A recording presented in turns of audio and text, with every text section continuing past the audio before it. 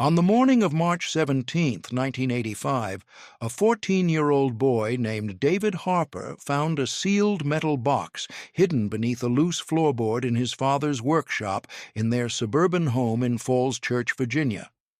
The box was approximately 8 inches square, military green, with a combination lock that had been left open.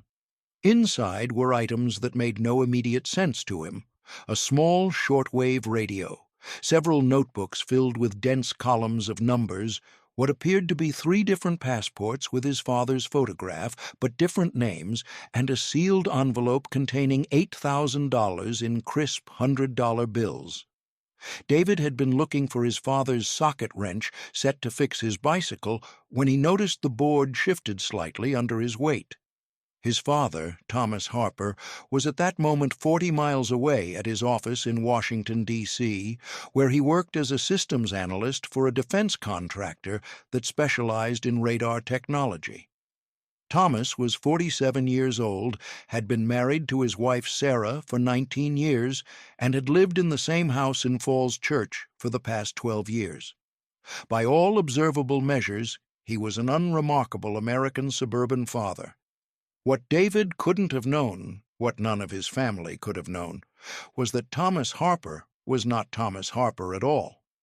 The man who became Thomas Harper was born Anatoli Mikhailovich Petrov in Leningrad in 1938. He was recruited by Soviet intelligence at the age of 22 while completing his engineering degree at Leningrad State University in 1960. According to declassified KGB records that would emerge decades later, Petrov was selected specifically because he had no strong family ties. His parents had died during the siege of Leningrad, and he had no siblings, and because he demonstrated what his recruitment file called exceptional adaptability to foreign environments during a student exchange program in East Germany. The process of transforming Anatoli Petrov into Thomas Harper took nearly 3 years. He spent 18 months at a special training facility outside Moscow, where he learned to speak English without a trace of accent, studied American history and culture in exhaustive detail, practiced the mannerisms and social behaviors that would allow him to pass as a native-born American, and memorized the complete false biography that would become his identity. The real Thomas Harper, the identity Petrov assumed, had been a real person born in Columbus, Ohio in 1938, who died of pneumonia at age 7 in 1945. Soviet intelligence had obtained the death certificate and birth records through contacts in local government offices, a common practice for creating what intelligence services called illegals, agents operating under deep cover with false identities. Petrov entered the United States in 1965 through Canada, carrying documents that identified him as Thomas Harper, recently returned from several years working in construction in Western Canada. He had a Social Security number, obtained through the real Harper's birth certificate, a driver's license, employment references from companies that existed but whose personnel records were too poorly maintained to verify his claims, and a carefully constructed paper trail that would stand up to routine background checks. His mission, according to his operational directive, was to establish himself in American society, obtain legitimate employment in a field with access to technical information of interest to Soviet intelligence, and remain in place for as long as necessary. He was not activated for specific intelligence gathering for the first 3 years. During that time, he worked a series of jobs, first in a radio repair shop in Buffalo, then as a junior technician at an electronics firm in Philadelphia, building his American identity, his credit history, his professional reputation. In 1968, at age 30, he married Sarah Collins, a 24-year-old elementary school teacher he met at a church social in Philadelphia.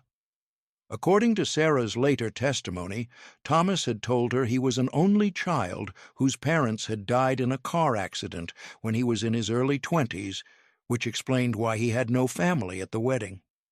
She described him as quiet but kind, somewhat reserved, a good provider who seemed devoted to building a stable life. They had their first child, a daughter named Jennifer, in 1969. David was born in 1971. By all accounts from neighbors, friends, and Sarah herself, Thomas was an attentive, if somewhat distant, father. He attended his children's school events, coached David's Little League team for 2 seasons, helped Jennifer with her science fair projects, took the family camping in the Shenandoah Valley every summer. He mowed the lawn on Saturday mornings, participated in neighborhood barbecues, served on the Homeowners Association board. In 1973, he obtained a position as a systems analyst at Harrison Defense Technologies, a mid-sized contractor in the Washington suburbs that worked on radar systems for military applications. His security clearance was classified as secret, requiring a background investigation that he passed without difficulty. The investigation focused on the previous 7 years, and by then Thomas Harper had been Thomas Harper for 8 years, with a complete and verifiable history. What the investigators didn't discover, because they had no reason to look for it, was that Thomas had maintained contact with his Soviet handlers throughout this entire period, through a series of protocols designed to leave no traceable connection. The communication system he used was remarkably simple and nearly impossible to detect. Once every 6 weeks, on a schedule that shifted slightly but predictably, Thomas would drive to a different location in the greater Washington area, sometimes a public park, sometimes a shopping center parking lot, sometimes a rest stop along Interstate 66, and leave a small package concealed in a predetermined location. The package might be taped inside a newspaper vending machine, placed behind a loose brick in a wall, or hidden in the hollow of a tree.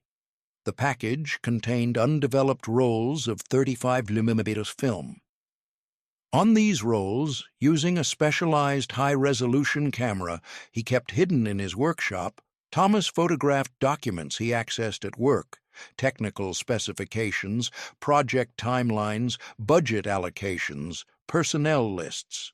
He never removed original documents from the office. He never made copies on office equipment. He simply photographed specific pages during his lunch hour or after most colleagues had left for the evening, using the camera hidden in what appeared to be an ordinary briefcase. The photographed documents were returned to their proper places immediately. Within 48 hours of Thomas leaving a package at a dead-drop location, a Soviet handler, always a different person, often someone working under diplomatic cover at the Soviet embassy or trade mission, would retrieve it. The handler and Thomas never met face-to-face after his initial insertion into the United States. They never spoke. They never had any direct contact that could be observed or recorded. Communication from his handlers followed an equally untraceable protocol. Instructions were broadcast via shortwave radio transmissions using what intelligence services called numbers stations, mysterious broadcasts that consisted of voices reading seemingly random sequences of numbers in various languages. These transmissions could be received anywhere in the world by anyone with a shortwave radio, making it impossible to identify who was actually listening.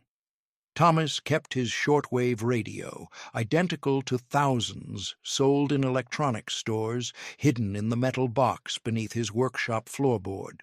3 times per week, at precisely 11:47 p.m., he would retrieve the radio, go to his workshop on the pretext of working on a household project, and tune to a specific frequency.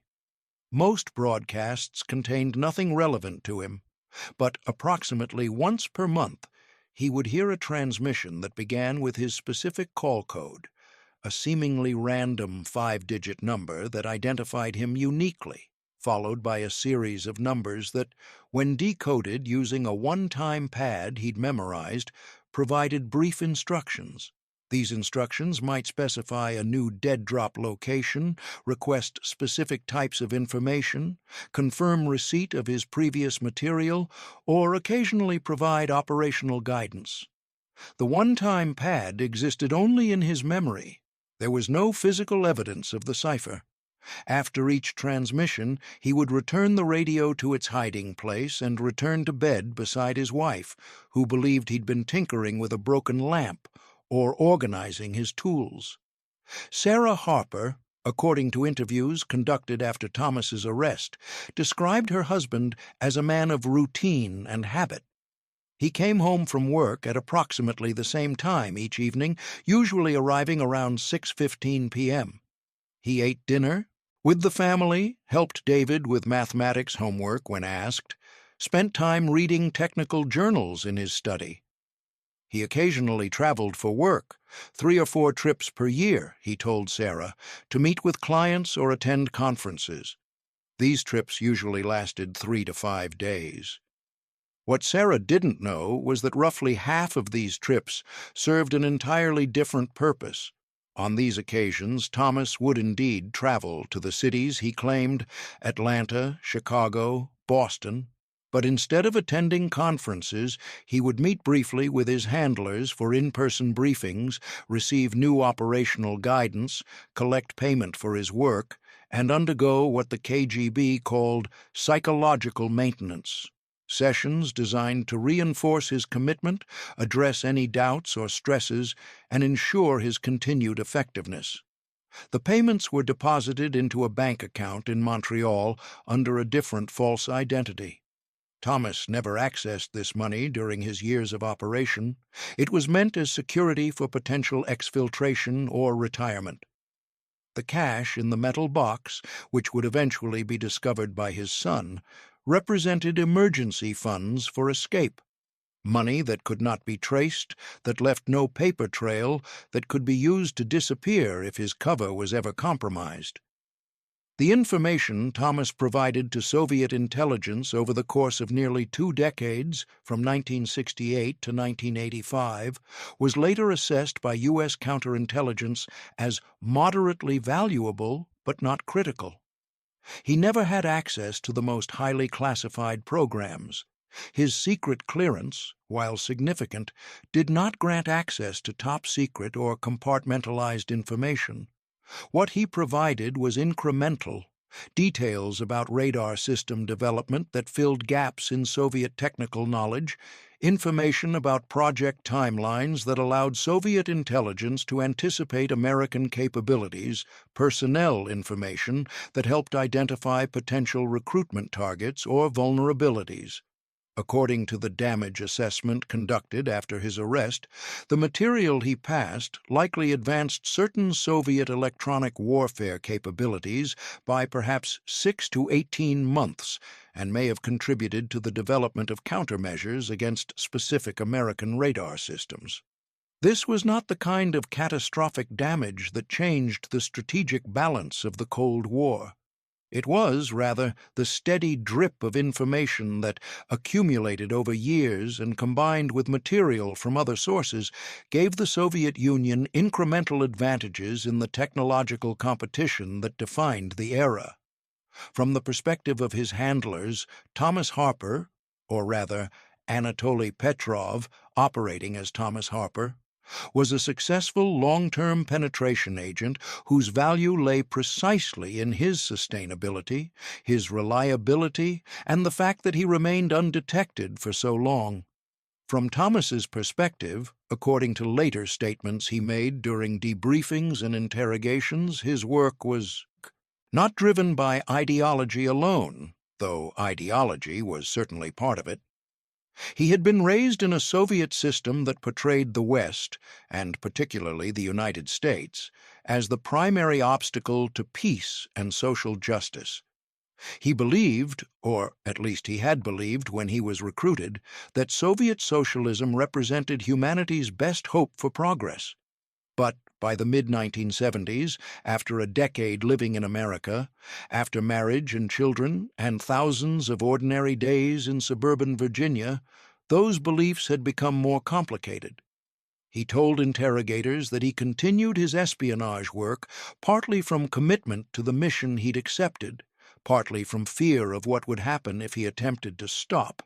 Abandoning his post could mean punishment for family members still in the Soviet Union, though by the 1980s he had no living relatives there, and partly because it had become, strangely, simply what he did. The double life, after so many years, had become his normal life. He went to work, he passed information, he came home to his family. The two streams of his existence ran parallel, never touching, both equally real to him. He loved his children, he told interrogators, as genuinely as any father loved his children. He felt affection for Sarah, though whether it was genuine love or simply the affection born of long familiarity, he himself wasn't certain. But he also believed in the work he was doing, or at least he believed he had to continue doing it.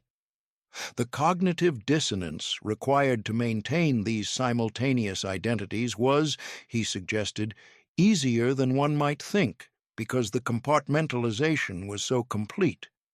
When he was Thomas Harper, he was entirely Thomas Harper. When he serviced a dead drop or decoded a transmission, he was entirely Anatoli Petrov. The two identities never argued with each other because they never occupied the same mental space at the same time. This carefully maintained equilibrium persisted without significant incident for nearly 2 decades. There were close calls, moments when Thomas worried his cover might be at risk. In 1977, a colleague at Harrison Defense Technologies mentioned casually that Thomas's accent occasionally had an interesting quality that the colleague couldn't quite place. Was he from the Midwest originally? Thomas explained that he'd spent time in Canada, which sometimes left people with slightly unusual speech patterns. The colleague accepted this without further thought. In 1981, Sarah mentioned that it was strange they'd never visited Thomas's hometown of Columbus, Ohio, never seen where he'd grown up. Thomas explained that returning there was too painful, that it reminded him of his parents' deaths, and Sarah, being compassionate, never pressed the issue. These were minor adaptations, small adjustments to maintain the cover story.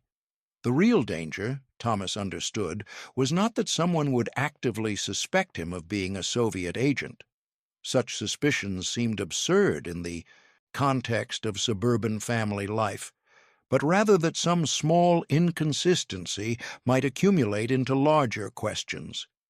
His strategy was simply to be thoroughly unremarkable, to never give anyone a reason to look closely, to maintain the careful mediocrity that made him invisible. But on the morning of March 17, 1985, that strategy failed in the most mundane and unpredictable way possible. His 14-year-old son needed a socket wrench and noticed a loose floorboard. David Harper, according to his own later account, didn't immediately understand what he'd found. The passports confused him. Why would his father have 3 passports with different names? The shortwave radio seemed odd, but not inexplicable. Maybe his father was interested in radio as a hobby. The money was the most troubling element. $8,000 seemed like an enormous sum, and its concealment suggested something secretive, possibly even illegal. David's first thought, he later admitted, was that perhaps his father was involved in tax evasion or some kind of financial impropriety. He sat in the workshop for nearly 20 minutes, staring at the contents of the box, trying to construct an explanation that made sense. He considered simply closing the box, replacing the floorboard, and pretending he'd never found anything. He considered confronting his father directly. Finally, he decided to tell his mother, reasoning that she might be able to explain what these items meant, that perhaps there was some innocent explanation he simply didn't understand. Sarah Harper was in the kitchen preparing lunch when David brought her the box. Her initial reaction, according to her testimony, was similar to David's, confusion rather than alarm. She examined the passports carefully, noting that the photographs were definitely her husband, but the names were different: Robert Morrison, James Peterson, and William Edwards. The dates and issuing authorities varied. One appeared to be Canadian. Her first thought, she later stated, was that perhaps these were related to Thomas's work, that perhaps defense contractors sometimes needed false identification for security reasons she didn't understand. But as she continued examining the items, the radio, the notebooks filled with numbers, the cash, a different and more disturbing possibility began to form. She told David to go to his room and began searching the house more systematically, looking for other hidden items, other evidence of things she didn't understand about her husband's life. In a locked filing cabinet in Thomas's study, she found additional documents: bank statements from a Canadian bank in a name she didn't recognize, technical diagrams that appeared to relate to his work, but which she couldn't imagine why he would have at home, and a small leather notebook containing what appeared to be dates and locations written in a private shorthand. By the time Thomas came home from work that evening at his usual time of 6:15 p.m., Sarah had spent nearly 6 hours searching the house and trying to process what she'd discovered. She had not called the police. She had not called any friends or family. She had simply waited, the metal box and its contents spread on the dining room table, trying to prepare herself for a conversation that would require Thomas to explain things she increasingly suspected could not be innocently explained. When Thomas walked through the front door and saw the items on the table, his immediate physical reaction, a barely perceptible pause in his step, a slight tightening around his eyes, told Sarah everything she needed to know. He set down his briefcase very carefully. He looked at Sarah, then at David, who had emerged from his room when he heard his father arrive. Jennifer, their 16-year-old daughter, was at a friend's house and wouldn't return until later that evening. Thomas walked to the dining room table, looked at the items laid out there, and sat down in one of the chairs. Sarah, standing across from him, asked a single question: "Who are you?" What followed, according to Sarah's detailed recounting in later testimony and depositions, was not a confession so much as a quiet collapse. Thomas, and he continued to use the name Thomas during this conversation, though he would later explain that his real name was Anatoli, didn't deny what the evidence suggested. He didn't attempt to construct an alternative explanation. He simply sat in silence for a long moment, and then he began to speak. He told Sarah that he had been born in the Soviet Union, that he had been sent to America to gather intelligence, that his entire identity as Thomas Harper was false, that their marriage and family had been real in terms of his feelings, but had originated from his need to establish an American cover. He spoke in a monotone, factually, without apparent emotion, though Sarah noted that his hands were shaking slightly. David, listening to this conversation, initially thought it must be some kind of elaborate joke, that his father couldn't possibly be saying these things seriously.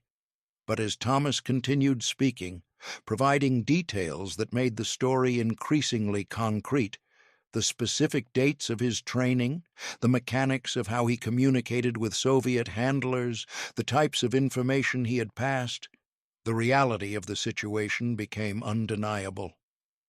Sarah asked whether he had ever actually loved her. Thomas said that he believed he had, that whatever his original intentions might have been, the life they had built together had become real to him, that his feelings for his children were genuine. Sarah asked whether anything he had told her about his life had been true. Thomas said that almost nothing had been true, not his childhood, not his parents' deaths, not his hometown, not his past employment, not his reasons for various trips or absences. Their entire marriage, Sarah realized, had been built on a foundation of lies so comprehensive that she couldn't identify any solid ground beneath it. The conversation lasted approximately 3 hours. At various points, Sarah wept. At various points, she became angry, demanding to know how he could have done this to his family, asking whether he understood the magnitude of betrayal he had committed. Thomas responded that he understood, that he had always known this day might come, that he had no justification to offer beyond the explanation he'd already provided. David asked his father whether he was a spy like in the movies. Thomas said yes, though he noted that the reality was much more mundane than movies suggested. There had been no dramatic chases, no violence, no glamorous operations, just years of photographing documents and leaving packages in dead drops. Jennifer arrived home around 9:30 p.m. and was immediately struck by the tense atmosphere in the house. Sarah took her aside and explained what had been discovered, what Thomas had admitted. Jennifer's first response was disbelief, then shock, then a question that would haunt the family for years afterward. Does this mean we're Russian? The question cut to the heart of the identity crisis that would dominate the Harper children's lives in the years to come.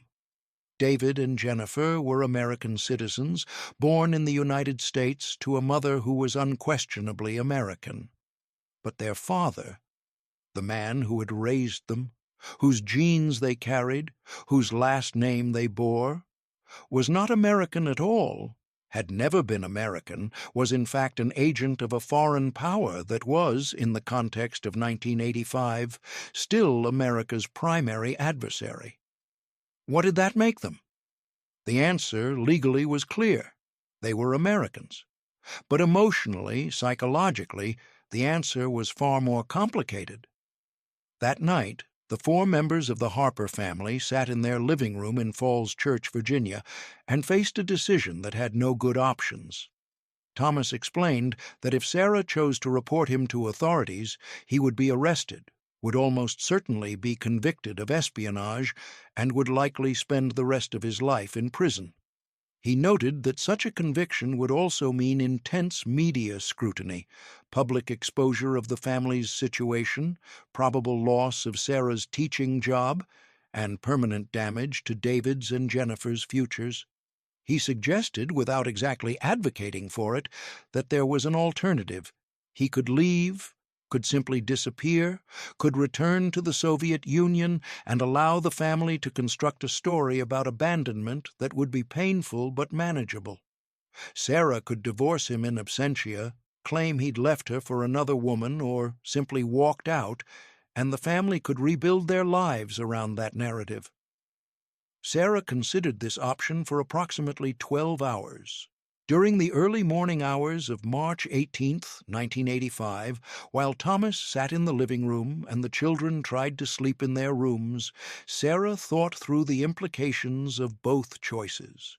If she helped Thomas disappear, she would be complicit in his escape, would be protecting a Soviet spy from justice, would be lying to authorities and potentially obstructing justice. But if she reported him, she would be destroying her children's lives. They would forever be known as the children of a Soviet spy, would face suspicion and stigma, would have to live with the knowledge that their mother had sent their father to prison. Neither option was morally defensible, she later reflected. Neither option was right. She was being forced to choose between two forms of betrayal, and the fact that the situation was not of her making didn't change the reality that she had to choose. Around 6 a.m., she made her decision. She told Thomas that she could not help him escape, that she could not live with that level of deception, that regardless of the consequences for the family, she had to report what she knew. Thomas nodded as if he had expected this answer. He asked for two things: that he be allowed to say goodbye to his children, and that Sarah delay calling the authorities for 24 hours to give him time to prepare himself mentally for what was coming. Sarah agreed to the first request, but not the second. She told him that if he wanted to say goodbye, he should do so immediately, because she was calling the FBI as soon as he finished. Thomas Harper, Anatoli Petrov, spoke to his children separately that morning. With David, then 14, he attempted to explain that the choices he had made were driven by beliefs he had held when he was younger, that he had tried to be a good father even while doing work that David would probably never understand or forgive, that he was sorry for the pain this revelation would cause. David, according to his later recollections, asked his father only one question: "Did you ever actually care about us? Or were we just part of your cover?" Thomas insisted that his feelings for his children were real, that whatever else had been false in his life, his love for them was genuine. David didn't respond, simply left the room. With Jennifer, then 16, Thomas had a similar conversation, though Jennifer was more angry than David, demanding to know how he could justify what he'd done, how he could claim to love them while building their entire lives on lies. Thomas had no satisfactory answer. He told her that he hoped she would eventually understand that people could do terrible things while still experiencing genuine human emotions, that the two were not mutually exclusive. Jennifer told him that she would never forgive him, and Thomas said he understood. At 8:47 a.m. on March 18, 1985, Sarah Harper called the FBI field office in Washington, D.C., and reported that her husband was a Soviet intelligence agent. The call was initially treated with some skepticism. Such claims, while taken seriously, often turned out to be motivated by marital disputes or mental health issues rather than actual espionage. But when Sarah described the specific evidence she had found, the multiple passports, the shortwave radio, the detailed notebooks, and when she mentioned that her husband worked for a defense contractor with a security clearance, the response shifted immediately to urgent seriousness. She was instructed to stay in the house, to make no attempt to prevent her husband from leaving if he tried to leave, and to wait for agents to arrive. 2 agents reached the Harper residence in Falls Church at 9:23 a.m. Thomas, who was still in the house, made no attempt to flee or resist. When the agents identified themselves and stated they were there to ask him some questions, he simply said, "I've been expecting you." The arrest itself was procedurally unremarkable. Thomas was handcuffed and read his Miranda rights. A team of FBI counterintelligence specialists arrived within the hour and began a systematic search of the house that would eventually last 3 days.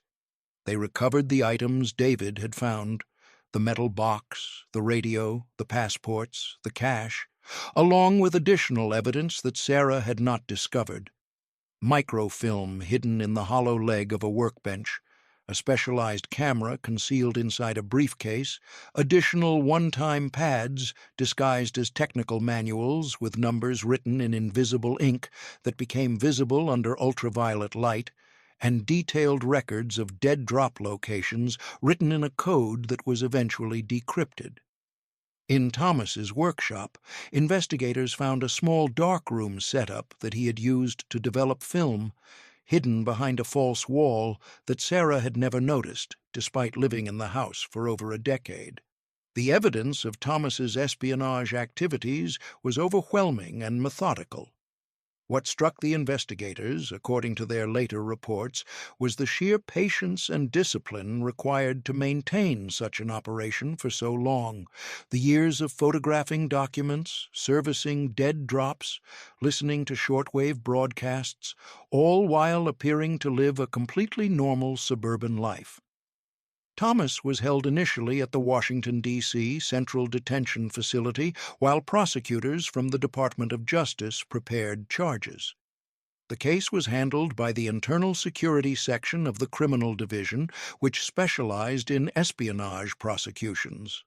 The initial charges, filed on March 25, 1985, included conspiracy to commit espionage, multiple counts of gathering and transmitting national defense information to a foreign government, and falsification of identification documents. The potential penalties, if convicted on all counts, could amount to life imprisonment. According to later court documents, Thomas's attorney, a public defender initially, later replaced by an attorney with experience in espionage cases, approached prosecutors almost immediately with an offer. Thomas would provide a complete confession, would detail all of his activities, would identify his handlers to the extent he knew their true identities, and would cooperate fully, with damage assessment efforts in exchange for a reduced sentence. The prosecutors, after consultation with the FBI and intelligence community, agreed to consider such cooperation favorably, but made no specific promises regarding sentencing. The confession Thomas provided over the course of multiple debriefing sessions in April and May of 1985 was, by the assessment of counterintelligence officials, remarkably comprehensive. He detailed his recruitment in 1960, his training from 1960 to 1963, his insertion into the United States in 1965, and every significant aspect of his operation from that point forward. He provided dates, locations, descriptions of dead drop sites, methods of communication, and as much detail as he could recall about the approximately 230 separate packages of film he had delivered to his handlers over nearly 2 decades. He identified 3 handlers he had worked with during in-person meetings, though he noted that they had almost certainly been using false identities, and he had no way of knowing their real names or current locations. He described the types of information he had passed and cooperated with technical experts who assessed what classified material he had access to and what damage his espionage might have caused.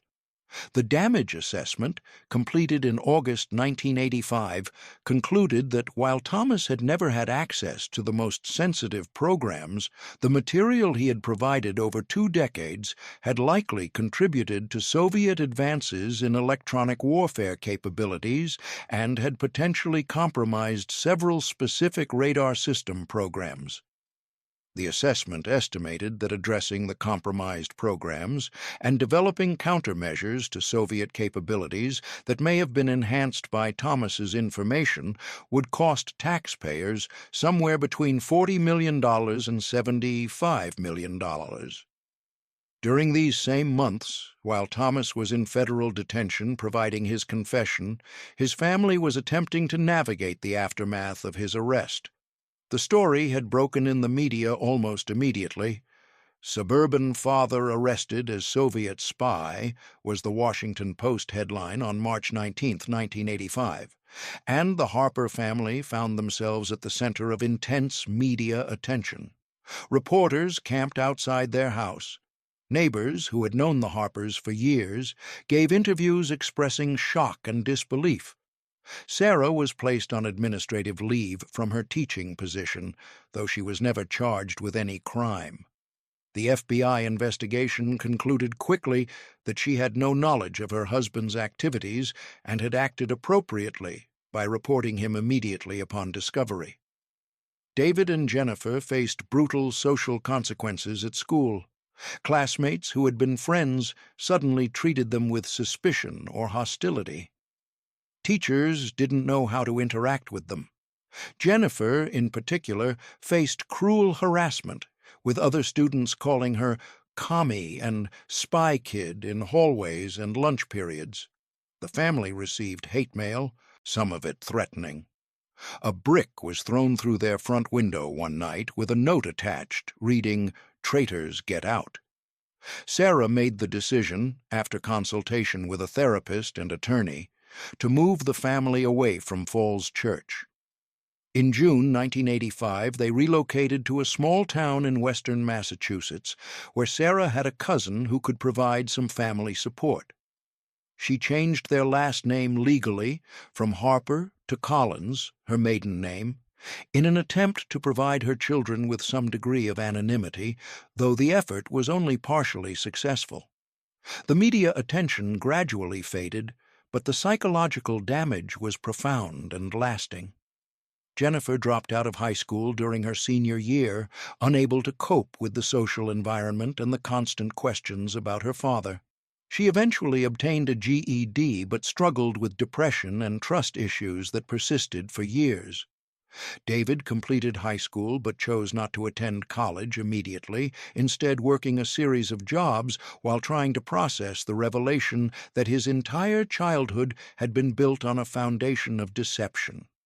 Sarah attempted to rebuild her life, eventually obtaining a teaching position in their new town, but she later described the period from 1985 to 1990 as a kind of sustained trauma, during which she questioned every memory from her marriage, every conversation, every moment of apparent intimacy, wondering what had been real and what had been performance. Thomas Harper's trial took place in federal court in Alexandria, Virginia, in October 1985. Given his comprehensive confession and cooperation, the trial was relatively brief. 3 days of proceedings, during which prosecutors laid out the evidence of his espionage, presented testimony from FBI agents and counterintelligence officials, and detailed the damage his activities had caused to national security. Thomas's defense attorney did not contest the facts, but argued in mitigation that Thomas had cooperated fully, had provided valuable information to authorities, and had expressed genuine remorse for the impact of his actions on his family. The defense also presented a psychological evaluation suggesting that Thomas had experienced significant cognitive dissonance and emotional distress from maintaining his double life for so long, though the prosecution argued this was no excuse for 2 decades of espionage. On October 28, 1985, Thomas Harper, the legal name he continued to use during the trial, was convicted on all counts. At his sentencing hearing on December 6, 1985, the judge acknowledged his cooperation, but noted the seriousness of his crimes and the extended period over which he had engaged in espionage. Thomas was sentenced to 35 years in federal prison with no possibility of parole for at least 15 years. He was initially incarcerated at the United States Penitentiary in Marion, Illinois, a high-security facility that housed several other convicted spies. According to prison records and occasional letters he wrote to his children, most of which went unanswered for many years, Thomas spent his time in prison learning to reconcile the two halves of his identity. He had lived as Thomas Harper for longer than he had lived as Anatoli Petrov. The person he had been in the Soviet Union was a memory from his 20s, increasingly distant and unreal. The person he had been in America, despite being built on a false foundation, had become more authentically him than the identity he was born with. In one letter to David, written in 1989 and finally read by David in 1994, Thomas wrote, "I understand that you may never forgive me, and I don't ask you to. But I want you to know that when I coached your Little League team, when I helped you with your homework, when we went camping together, I was not pretending to be a father. I was being a father. The fact that I was simultaneously being a spy doesn't erase that, though I understand it taints it beyond repair." The dissolution of the Soviet Union in 1991 created a complicated situation for Thomas and others like him, Soviet intelligence officers who had spent their careers serving a state that no longer existed. The Russian Federation that emerged from the Soviet collapse initially showed little interest in men like Thomas, who were essentially relics of a conflict that had ended. There was brief speculation in the media that Russia might attempt to negotiate for his release as part of a prisoner exchange, but no such exchange materialized.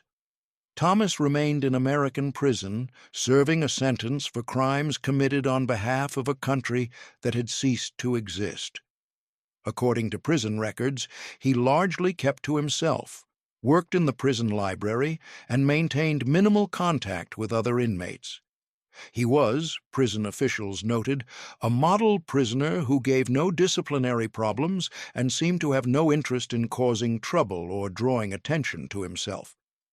In this, he remained consistent with the personality that had served him during his years as an illegal. He stayed quiet, stayed unremarkable, and made himself invisible.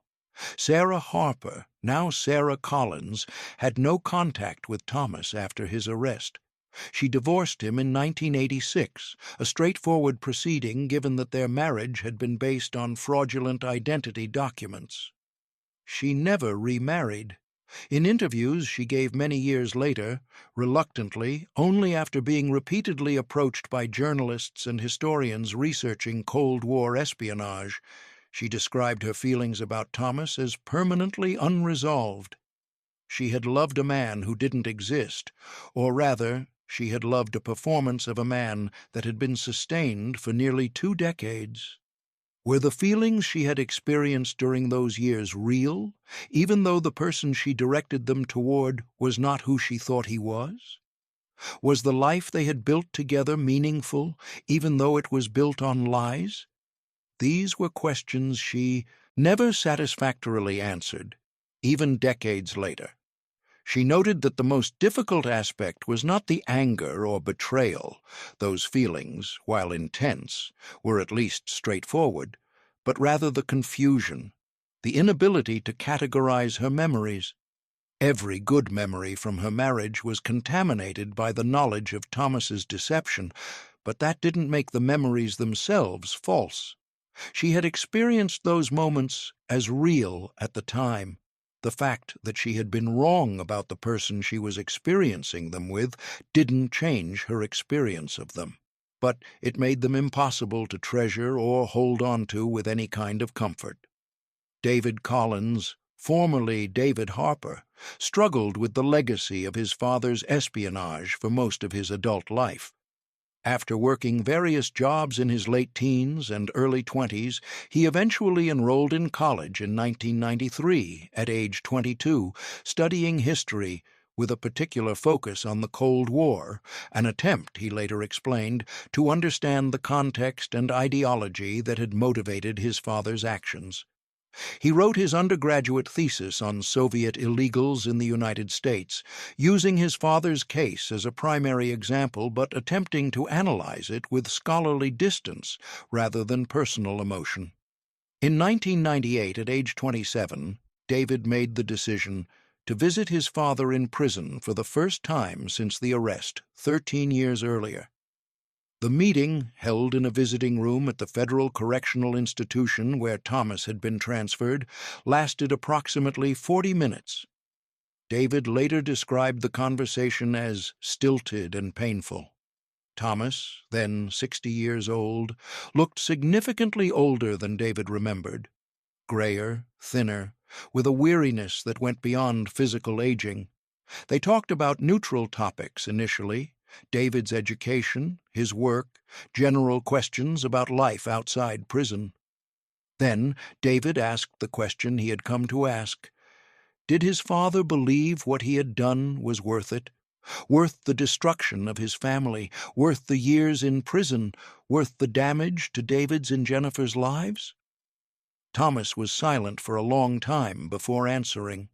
He said that he didn't know, that the question implied a kind of cost-benefit calculation he wasn't equipped to make, that the consequences had been worse than he had ever imagined they might be, but that he had genuinely believed in the work when he began and had continued to believe in it, or at least to justify it to himself, for many years.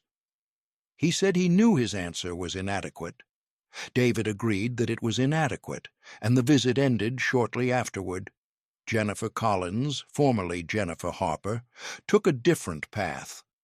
She had no contact with Thomas after his arrest and actively rejected any connection to him or to the identity she had carried for the first 16 years of her life.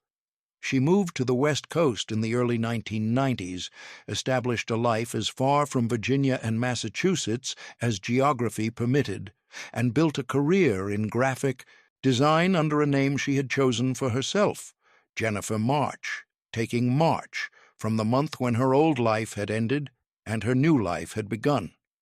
She married in 1997 and had 2 children of her own. According to David, who maintained occasional contact with his sister despite her general preference for privacy, Jennifer never told her husband or children about their grandfather's true identity. To Jennifer's family, Thomas Harper was simply Jennifer's estranged father, who had abandoned the family when she was a teenager, a painful topic she preferred not to discuss. Whether this was morally justifiable deception or simply practical self-protection was a question Jennifer herself acknowledged she couldn't answer. She had chosen to carry forward the pattern of secrets and concealment that had defined her childhood, but in her case, the secrets were meant to protect her children from knowledge that might hurt them rather than to facilitate espionage. The parallel was uncomfortable, but, she felt, necessary. Thomas Harper, Anatoli Petrov, died in prison on November 8, 2004, at age 66, from complications related to pancreatic cancer. He had served 19 years of his 35-year sentence.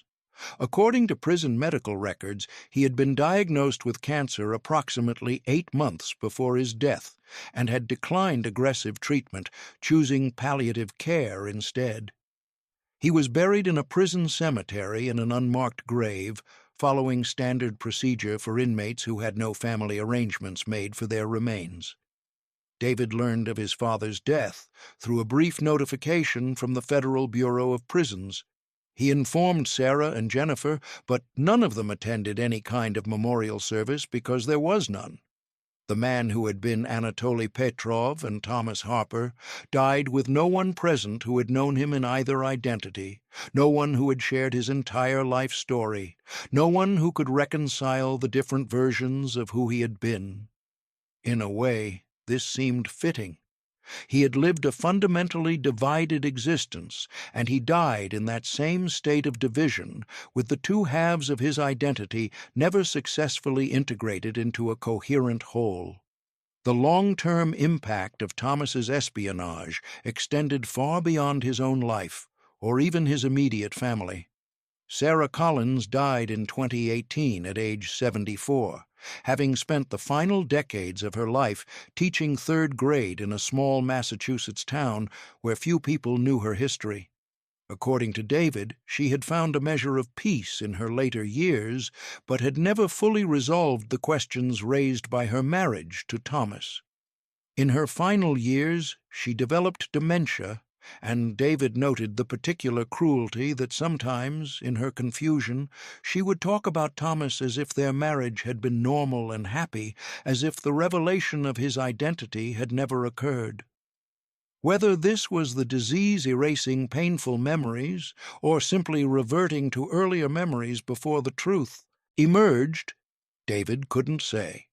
But watching his mother speak fondly of a man who had deceived her for 2 decades, treating those memories as straightforward and uncomplicated, David found himself wondering if perhaps there was a kind of mercy in forgetting, in being able to return to a time when the lies felt like truth. David Collins eventually completed a Ph.D. in history and became a professor specializing in Cold War intelligence history. His academic work focused on the human cost of espionage operations, the families destroyed, the children traumatized, the collateral damage of intelligence work that extended far beyond the immediate operational consequences. He published a book in 2015 titled The Second Victims: Families of Cold War Spies, which included a chapter on his own family's experience, written with as much scholarly objectivity as he could manage. The book argued that intelligence agencies on both sides of the Cold War had systematically underestimated or ignored the damage their operations caused to innocent family members, treating people like Sarah and David and Jennifer as acceptable casualties in a larger ideological conflict. David never fully forgave his father. He stated this clearly in interviews and in his book, but he did eventually achieve what he described as analytical understanding without emotional acceptance. He could explain why his father had done what he did, could place it in historical and psychological context, could recognize the human complexity involved. But he couldn't make peace with it emotionally, couldn't look at his childhood memories without seeing them through the lens of betrayal and deception. Jennifer Collins maintained her distance from her family's history until 2016, when a journalist researching a comprehensive history of Soviet illegals in America tracked her down and contacted her seeking an interview. Initially, she refused. But after several conversations with the journalist, who convinced her that her perspective might help other people dealing with similar family secrets, she agreed to participate on the condition of anonymity.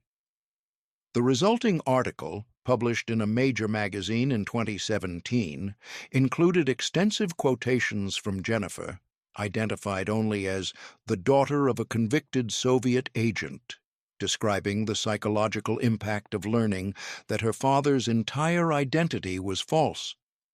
She talked about the trust issues that had persisted throughout her life, the difficulty forming intimate relationships when you had learned at age 16 that the person closest to you could sustain a complete lie for decades, the question of whether authentic connection was possible or whether everyone was always performing some version of themselves.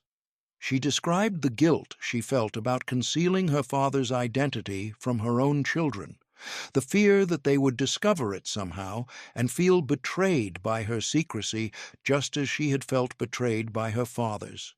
The article generated significant attention and led to Jennifer being contacted by several other children of convicted spies, people who had faced similar experiences of family destruction and identity crisis. She eventually participated in an informal support network of these individuals, finding some comfort in connecting with people who understood what it was like to have a fundamental truth of your family suddenly revealed as false. The broader question raised by cases like Thomas Harper's, the question that David explored in his academic work and that Jennifer struggled with in her personal life, was the question of responsibility and blame in situations where individuals were operating within systems that demanded deception and created cascades of harm. Thomas could be blamed for choosing espionage as his career, for accepting the mission to become an illegal, for sustaining his deception for 2 decades. But he had also been shaped by a Soviet system that identified him as a candidate for this work and trained him to believe it was necessary and honorable. The Soviet intelligence services could be blamed for creating operations that required agents to build families as cover, to bring children into the world as props in intelligence operations, to treat human relationships as tools of tradecraft. But those services were operating within a geopolitical context of Cold War competition that both sides believed was existential. The systems themselves could be blamed, the capitalist and socialist systems that faced each other across ideological divides and militarized borders.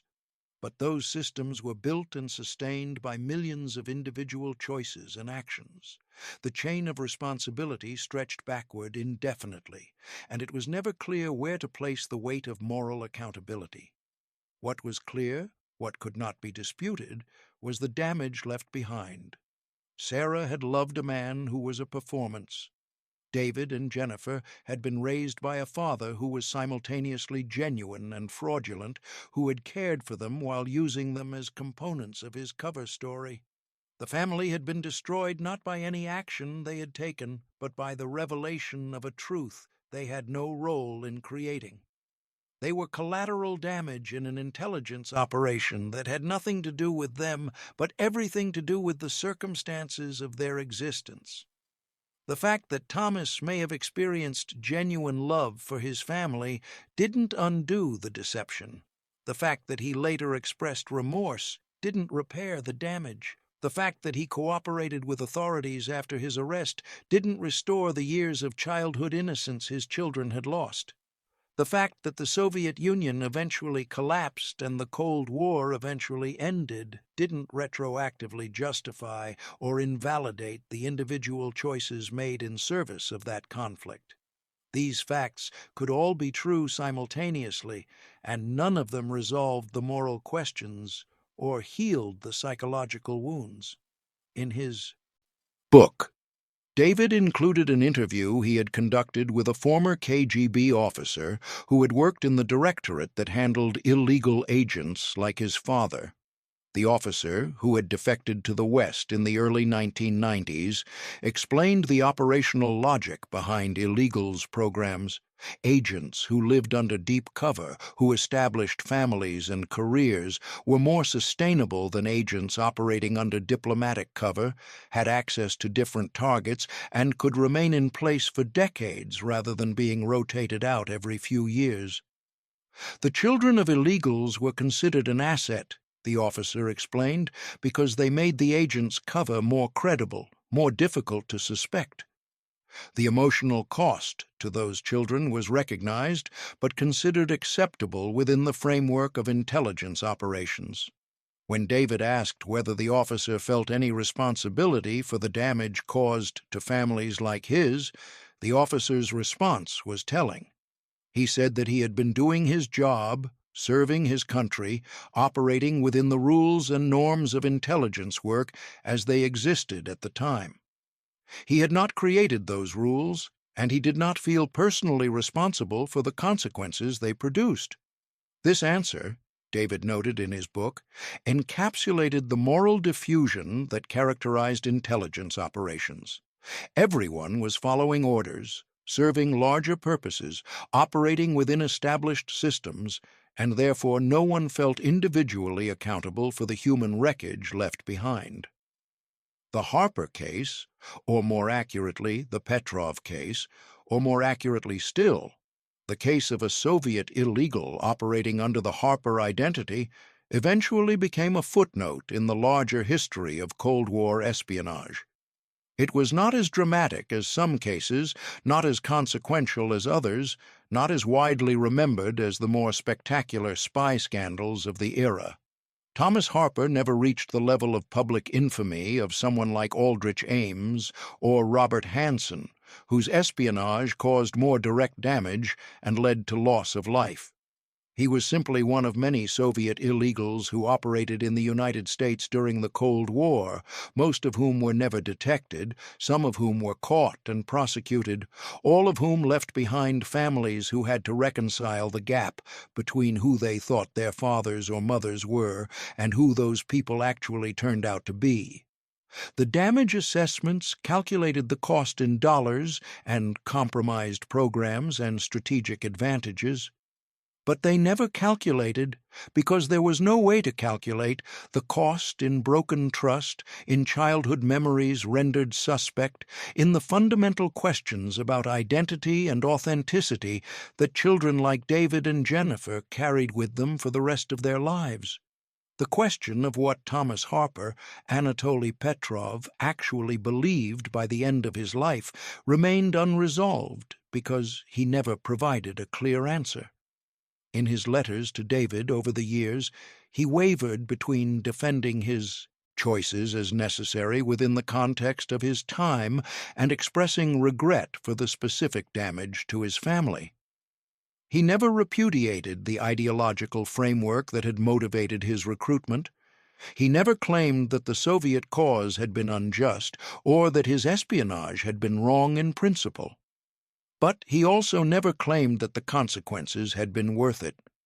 The closest he came to a clear statement was in a letter written in 2002, 2 years before his death, in which he wrote, "I believed I was serving a greater good, and I was wrong about what that good was, but I was not wrong to believe that some greater good existed worth serving. The tragedy is that in pursuing it, I destroyed the smaller, more immediate good of my family's happiness and trust." This formulation, acknowledging error in specifics while maintaining the validity of the general principle, was characteristic of Thomas's inability or unwillingness to fully condemn his own actions. He could admit mistakes, but not fundamental moral failure. He could express regret about consequences, but not about the underlying choices that produced those consequences. David, in reflecting on his father's legacy in the final chapter of his book, posed a question that he acknowledged had no satisfactory answer. What do we owe to people who created us as part of a deception, but cared for us genuinely within that deception? His father had brought him into the world not primarily because he wanted a son, but because having a son would strengthen his cover as an American family man. But once David existed, Thomas had cared for him, had been involved in his life, had performed the actions of fatherhood with what appeared to be genuine emotion. Did the impure motive for David's existence invalidate the genuine care that followed?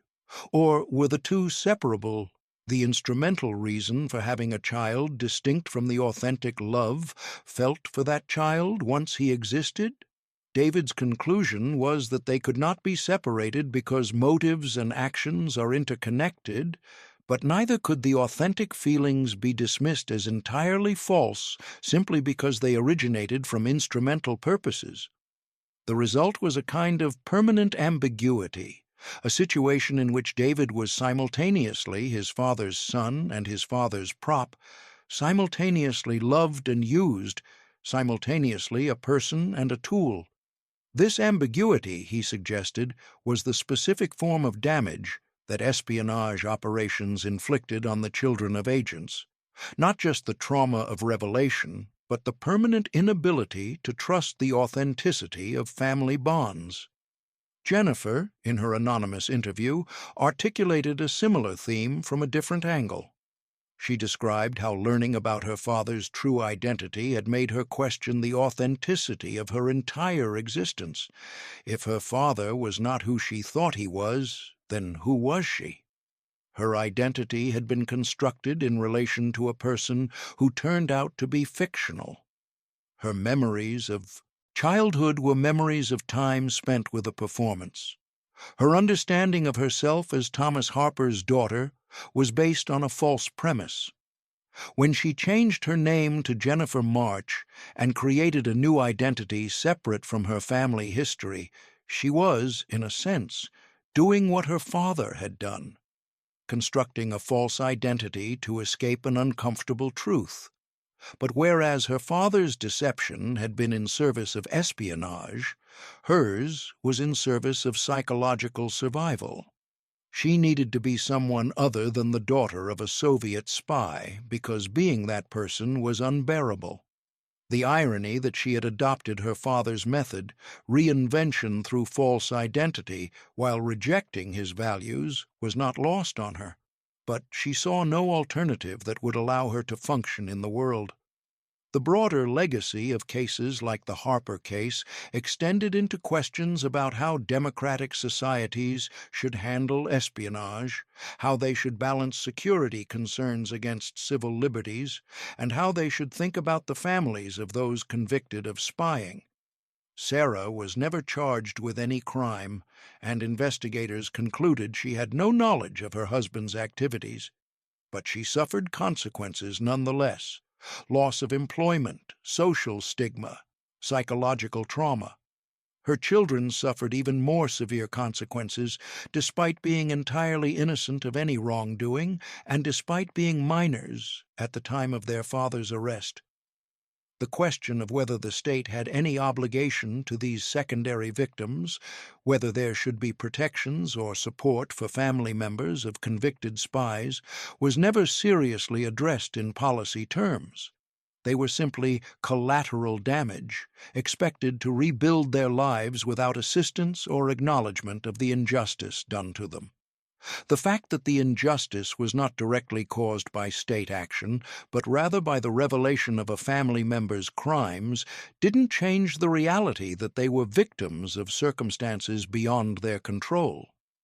David's academic work argued for a reframing of how we think about espionage cases, suggesting that damage assessments should include calculations of harm to families and that intelligence services should be held accountable not just for operational failures, but for the human consequences of their operations.